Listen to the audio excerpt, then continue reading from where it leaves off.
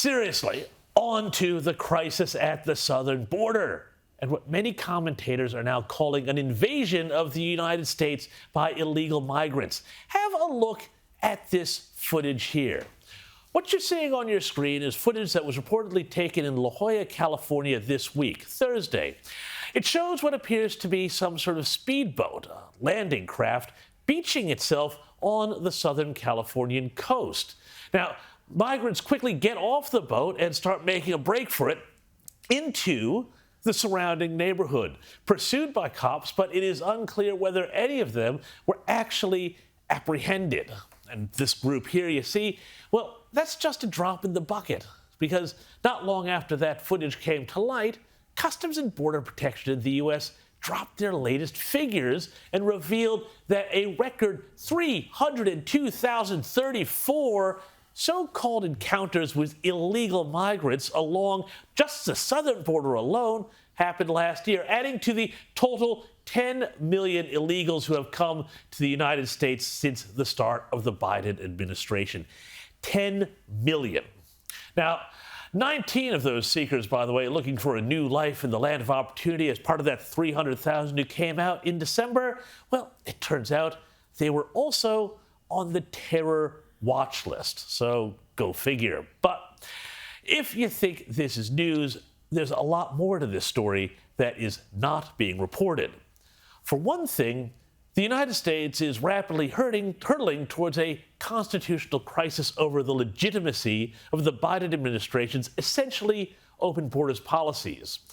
Policies which we can only assume are designed to bring a whole new constituency of migrants, newcomers into the United States, and then eventually, in some sort of horrifying cynicism masquerading as compassion, because that's what the left always do, grant them amnesty and citizenship in the hopes of locking in their votes for the Democrats forever.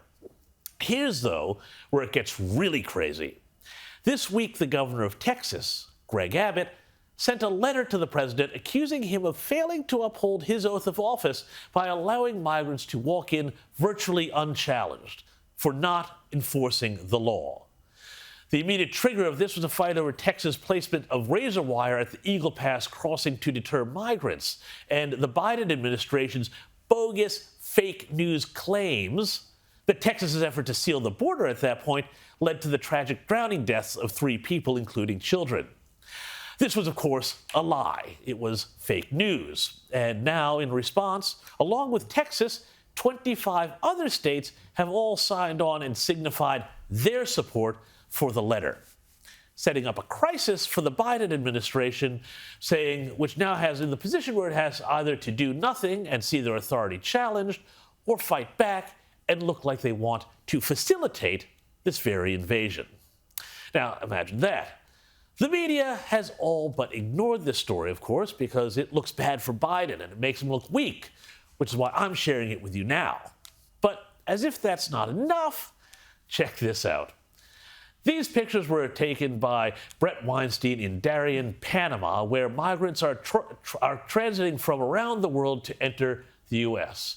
You see the logos of UN and American aid agencies and something called the Global Brigades, all working to help these migrants get up and into the U.S., as well as tent villages with signage in Chinese, which really makes you wonder what exactly is going on here. Now, what it looks like to me is a coordinated effort by NGOs and the UN and other global left-wing charities, I use that word advisedly, to weaken and flood America's border and eventually sovereignty. So as for Joe Biden, well, his administration is trying to act like they're the good guys here. They're trying to broker a deal with Congress over the border that would allow the government to shut it down for a day if they have more than 5,000 illegal crossings. Which brings, of course, the question, why not just shut the damn thing down full stop? Enforce the law that allows you to deport illegal immigrants. Oh, and also the Biden administration wants to provide for the hiring of a whole bunch more agents and personnel. Not, it should be noted, to stop people from crossing, but to process them into the U.S. and the system more quickly. You begin to see, when you look at all of that, why the governor of Texas sent his letter, and why, when it comes to failing to protect the country, Greg Abbott is right about Joe Biden.